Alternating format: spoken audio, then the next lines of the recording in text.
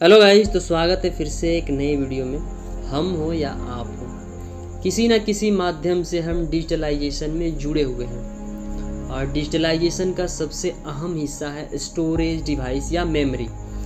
हम किसी न किसी माध्यम से डायरेक्ट या इनडायरेक्ट रूप से हम मेमोरी या स्टोरेज डिवाइस का इस्तेमाल कर रहे हैं। तो आज हम बात करेंगे स्टोरेज डिवाइस या मेमोरी के बारे में।